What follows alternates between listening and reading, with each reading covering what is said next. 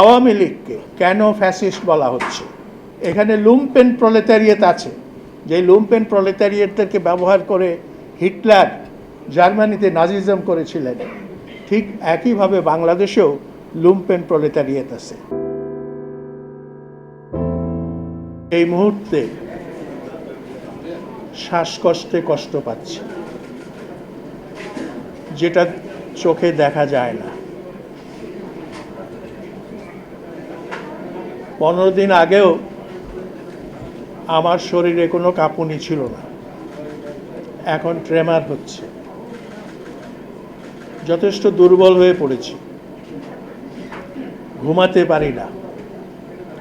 তারপরেও মুহুর্মুহু টেলিফোন, এই মন্তব্য দেন, সেই মন্তব্য দেন। এখানে আসার পরেও এখানে উপস্থিত সাংবাদিকদের কেউ কেউ ইন্টারভিউ করতে চেয়েছে। আমি জানি না আমার কথার এমন কি দাম আছে যে এটাকে এত গুরুত্ব দিতে হবে। আজকে এখানে ফ্যাসিবাদ নিয়ে অনেক আলোচনা হয়েছে। ফ্যাসিজমের কথা প্রথম আলোচনায় আসে দ্বিতীয় মহাযুদ্ধের সময়। হিটলার, মুসোলিনি এবং তার সঙ্গে জাপানকে কেন্দ্র করে এই তিনটি শক্তি মিলে হয়েছিল অক্ষ শক্তি, এক্সিস পাওয়ার। আর তার বিপরীতে গঠিত হয়েছিল অ্যালাইড পাওয়ার, যার মধ্যে ছিল মার্কিন যুক্তরাষ্ট্র, সোভিয়েত ইউনিয়ন এবং ব্রিটেন। ফ্যাসিবাদের উৎপত্তি কোথা থেকে? ভার্সাই চুক্তির পর জার্মানি জাতি হিসেবে প্রচণ্ডভাবে অপমানিত হয় এবং জার্মানিকে যুদ্ধের ক্ষতিপূরণ বাবদ অনেক অর্থ দিতে হয়। এই অবস্থায় একজন রাজনীতিবিদের আবির্ভাব হয় জার্মান দেশে। তিনি সেনাবাহিনীতে যেটাকে বলা হয় সাবাল্টার্ন র্যাঙ্ক, সেই সাবাল্টার্ন র্যাঙ্কেরই একজন কর্মকর্তা ছিলেন। তিনি হচ্ছেন অ্যাডলফ হিটলার। অ্যাডলফ হিটলারের কথা আলোচনা করতে গিয়ে বই লেখা হয়েছে প্রচুর, যে এই রকম মানসিকতার একজন মানুষ কিভাবে জন্মেছিলেন। সেটা লিখতে গিয়ে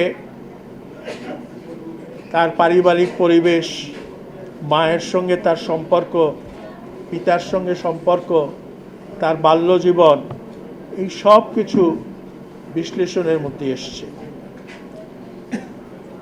আমি সোসিওলজিস্টও নই, অ্যানথ্রোপোলজিস্টও নই। এখানে অ্যানথ্রোপোলজির অধ্যাপক আছেন। তো জার্মানিতে এই যে অবস্থা বিরাজ করছিল, সেই অবস্থার সুযোগ গ্রহণ করেছিলেন হিটলার। তিনি প্রতিজ্ঞা করলেন জার্মান জাতির অবমাননার প্রতিকার করবেন, প্রতিশোধ নেবেন। এতে জার্মান জাতি উদ্দীপ্ত বোধ করল। সেই সময় জার্মানিতে কমিউনিস্ট পার্টি বা সোশ্যাল ডেমোক্রেটিক লেবার পার্টি অত্যন্ত শক্তিশালী ছিল। তারাও কিন্তু হিটলারের উন্মাদনার যে রাজনীতি, সেই রাজনীতির সঙ্গে পেরে ওঠে নাই এবং শেষ পর্যন্ত হিটলার ক্ষমতা দখল করলেন নির্বাচনের মধ্য দিয়ে। ফ্যাসিবাদের উত্থান গায়ের জোর করে অনেক সময় হয় না। হিটলারের উত্থান হয়েছিল নির্বাচনের মধ্য দিয়ে। এই নির্বাচনে জয়লাভ করার পর তিনি তার যে পুরাতন রাজনৈতিক প্রতিদ্বন্দ্বী তাদের উপর প্রতিশোধ নেওয়া শুরু করলেন। জার্মান রাইখস্ট্যাগে অগ্নিসংযোগ করা হলো এবং দায় চাপানো হলো কমিউনিস্টদের উপর, এবং এভাবে কমিউনিস্ট পার্টির উপর চরম দমন নীতি এবং নিপীড়ন নেমে আসে। হিটলার যে দর্শন প্রচার করতেন সে দর্শন ছিল জার্মান নেশন, হরেন ভল্ক, দুনিয়ার সবচেয়ে শ্রেষ্ঠ জাতি, এবং জার্মান জাতির দেহে নীল রক্ত প্রবাহিত হচ্ছে। সত্যিকারের উন্নত সভ্য জনগোষ্ঠী হচ্ছে জার্মানরা। আরেকটা কথা বললে, the German nation is destined to rule the world. Germany পৃথিবীকে শাসন করবে, এটাই জার্মানির ভবিষ্যৎ, এটাই জার্মানির নিয়তি। একইভাবে আমরা মুসোলিনির উত্থানকেও আলোচনা করতে পারি, তার মার্চ টু রোমের কথাও আমরা আলোচনা করতে পারি, এবং তিনি কি করেছিলেন, কি বলেছিলেন সেগুলো আলোচনা করতে পারি। তো মূল কথাটা হচ্ছে ফ্যাসিবাদের পেছনে থাকে এক উন্মাদনার রাজনীতি এবং অন্যদেরকে ছোট করার এবং নিজেকে খুব বিশাল এবং বড় করে দেখানোর চিন্তা ভাবনা। এর সঙ্গে সঙ্গে আসে ক্ষমতার দম্ভ। আমাদের এই বাংলাদেশে আওয়ামী লীগকে কেন ফ্যাসিস্ট বলা হচ্ছে? ফ্যাসিবাদ তো আমরা যদি দ্বিতীয় মহাযুদ্ধের কনটেক্সট আলোচনা করি, এটা হচ্ছে মনোপলি ক্যাপিটালিজমের একটা উন্নত স্তর। অথচ বাংলাদেশ তো মনোপলি ক্যাপিটালিজম দূরে থাকুক, এখন পর্যন্ত এটা নিয়ে তর্ক হতে পারে, বিতর্ক হতে পারে, সাইফুল হক সাহেবরা বাংলাদেশের সমাজের বৈশিষ্ট্য সম্পর্কে কি তত্ত্ব এখন বলেন জানি না, কারণ আমার জ্ঞান খুব কম, আর তারাও আমাদের কাছে আলোচনার জন্য আসেন না, কারণ আমরা ব্রাত্যজন। তো একসময় বলা হতো সেমি ফিউডাল, সেমি কলোনিয়াল। এখন এত বছর পরে, এত পরিবর্তনের পরে কি বলবেন আমি জানি না, তবে এ নিয়ে আলোচনা হচ্ছে।